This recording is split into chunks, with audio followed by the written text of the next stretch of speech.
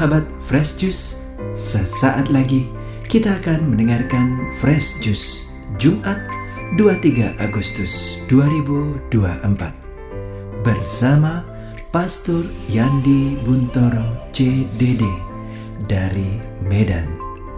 Selamat mendengarkan.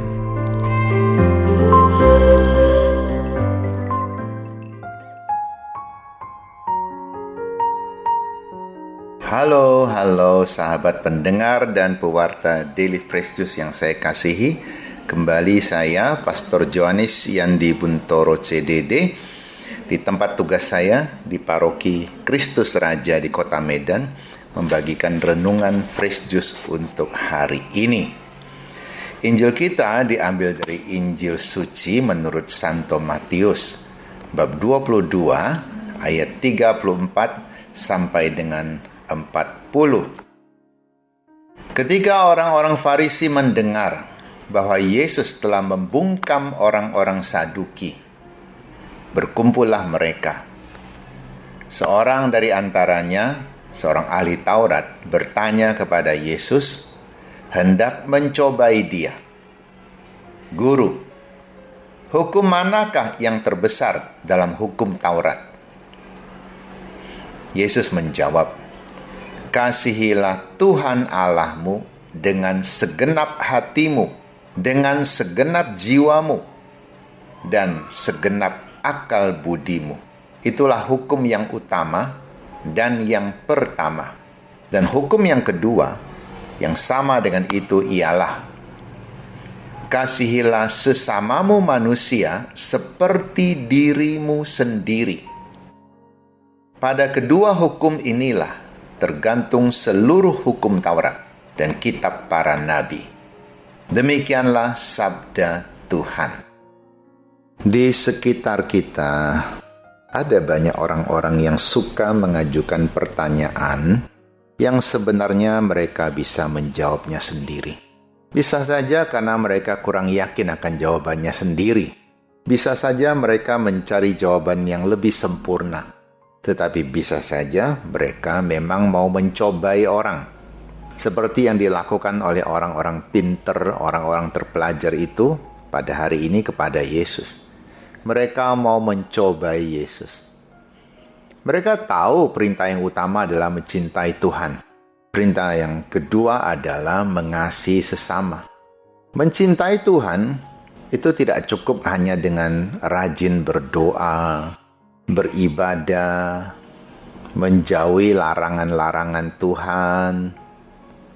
Tetapi lebih penting lagi adalah melaksanakannya di tengah kehidupan kita yang ada sekarang ini. Karena berdevosi kepada Tuhan itu gampang. Bisa kita lakukan di mana saja. Dan tidak pernah akan ditolak oleh Tuhan kalau kita melakukannya dengan sungguh. Tetapi melakukan kebaikan kepada sesama, ini yang tidak gampang. Kadang diterima dengan baik, kadang dikritik, kadang ditolak, kadang-kadang malah dianggap mengancam keberadaan orang lain. Padahal dengan jelas kita ingin berbuat baik, atau bahkan sudah melakukan perbuatan baik itu. Sudah ada buktinya kita baik, tapi tidak selalu diterima, bukan? Terkadang orang suka menghakimi orang dengan pikirannya sendiri. Saya ingat akan ramalan-ramalan zodiak. Ramalan zodiak itu sebenarnya itu disimpulkan dari ribuan kasus dari orang yang berzodiak sama. Mereka mengamati, kok orang-orang ini rata-rata mempunyai kebiasaan yang sama, perilaku yang sama, sifat yang sama. Dan tidak hanya satu, perilakunya banyak sekali macam-macam. Jadi kalau satu perilaku cocok saja, dianggap bahwa memang seperti itulah dia. Padahal banyak yang tidak cocok. Karena orang masing-masing sudah mempunyai jawabannya sendiri di dalam otak. Yang belum tentu benar. Tetapi dia ingin memaksakan itu kepada orang lain. Sampai suatu hari terbukti pikirannya tidak benar.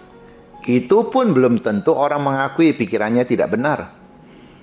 Pasti dengan berbagai macam alasan dia mengatakan, Saya berpikir demikian karena kondisi ini, karena kondisi itu. Itulah manusia, selalu ingin merasa benar, meskipun sudah jelas tidak benar. Ada seorang, dia selalu curiga kepada pasangannya. Hanya karena pasangannya berulang tahun 21 Mei. Ini contoh ya, 21 Mei, bisa tanggal lain juga. Dia mengatakan, dasar 21 Mei, tukang selingkuh, tukang berbohong, tukang memanipulasi orang. Dan pasangan ini merasa sangat tidak adil. Bukan kau yang melahirkan saya, bukan kau yang membesarkan saya, bagaimana kau tahu sifat saya? Apakah karena tanggal lahir saya seperti itu? Dan menurut ramalan tanggal itu, orang yang lahir tanggal itu akan berperilaku seperti itu. Lalu saya harus seperti itu, seperti pikiranmu. Kan sangat tidak adil. Katanya tanggal 21 Mei itu orang yang suka menipu. Tetapi yang 20 Mei, ini orang yang setia. Hanya beda 1 hari. Seseorang dari seorang setia menjadi seorang penipu. Nah, ini jelas ngawur. Maka segala ramalan zodiak, kartu tarot, omongan orang-orang indigo, atau para peramal itu, hati-hati. Mungkin kata-kata mereka ada benarnya sedikit, tapi itu bukan suatu hal yang mutlak. Tidak bisa kita gunakan itu sebagai patokan untuk menilai seseorang. Hanya Tuhan yang pantas menilai orang dengan tepat. Kita manusia tidak. Saya angkat lagi peristiwa yang dialami oleh Jessica Wongso. Betapa banyak orang yang kasihan kepadanya. Betapa banyak orang yang merasa bahwa dia tidak bersalah. Karena memang tidak bisa dibuktikan dengan baik. Dan akhirnya dia sudah bebas sekarang. Apakah dia bebas lalu luka hatinya sembuh? Tidak. Dia perlu usaha yang sangat keras untuk menyembuhkan luka hatinya. Dalam wawancara beliau mengatakan, saya harus bersikap apa? Saya bersikap cool. Orang mengatakan, lihat dia berdarah dingin. Dia memang pembunuh. Saya bersikap sedih. Orang katakan, lihat dia pura-pura. Dia main drama. Supaya nanti dia dikasihani. Supaya nanti dia dibebaskan. Saya bersikap datar saja. Orang mengatakan, lihat dia memang tidak punya rasa simpati. Tidak punya rasa belas kasihan. Jadi serba salah. Dan dalam persidangan dia juga mengatakan, saya tidak bersalah. Bahkan para ahli forensik yang sudah diakui keahlian mereka bahkan oleh kalangan luar negeri juga mengatakan tidak ada bukti yang cukup tepat untuk memberikan hukuman kepadanya. Tentu hari ini kita tidak akan membahas tentang hasil persidangan. Tapi yang jelas ada orang yang sudah tersakiti. Bahkan oleh orang-orang yang mungkin katanya mencintai Tuhannya juga. Tetapi tidak sanggup menunjukkannya secara nyata dalam mencintai manusia. Dan anehnya lagi, orang-orang yang tidak ada kaitannya sama dia. Ini juga ikut menghakimi dia. Begitulah yang kita lakukan. Jadi banyak manusia sudah tidak banyak berbuat baik kepada masyarakat. Bahkan melakukan hal-hal yang membinasakan jiwa dan karakter orang. Kita tidak perlu pusing-pusing bagaimana caranya saya mencintai manusia seperti diri saya sendiri. Tidak perlu berpusing-pusing, saya harus berbakti sosial, kasih orang makan, kasih orang tempat tinggal. Biarlah orang-orang yang mampu secara finansial melakukan itu. Atau orang-orang yang mampu mengumpulkan dana banyak orang melakukan hal seperti itu. Tapi minimal apakah saya sungguh memberikan kesempatan kepada orang untuk membuktikan kebenarannya?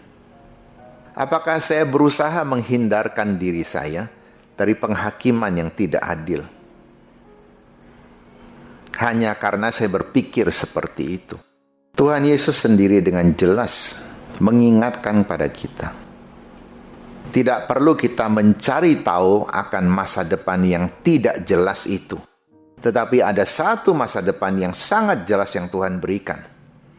Yaitu barang siapa hidup dan percaya kepadanya, melakukan perintahnya, menjauhi larangannya, orang itulah yang akan menikmati kehidupan yang kekal bersama dengan para kudus di surga. Kita semua adalah manusia lemah. Marilah kita mohon ampun kepada Tuhan kalau memang kita pernah dalam tanda petik membunuh orang, membunuh karakternya, menghancurkan perasaannya. Semoga Tuhan mengampuni kesalahan kita dan memberikan kita kesempatan untuk kembali berbuat adil dan benar kepada orang lain, seperti kita pun ingin diperlakukan dengan adil dan benar. Kadang-kadang kesombongan diri kita untuk tidak mengakui kesalahan kita, itulah yang sebenarnya membunuh diri kita sendiri. Tuhan, tolonglah kami yang lemah ini. Amin. Marilah kita menerima berkat Tuhan. Tuhan bersamamu. Semoga kita bersama keluarga diberkati oleh Allah yang Maha Kuasa, Bapa dan Putra dan Roh Kudus. Amin. Sahabat Fresh Juice, kita baru saja mendengarkan Fresh Juice Jumat 23 Agustus 2024. Terima kasih kepada Pastor Yandi untuk renungannya pada hari ini. Sampai berjumpa kembali dalam Fresh Juice edisi selanjutnya. Tetap semangat, jaga kesehatan, dan salam Fresh Juice.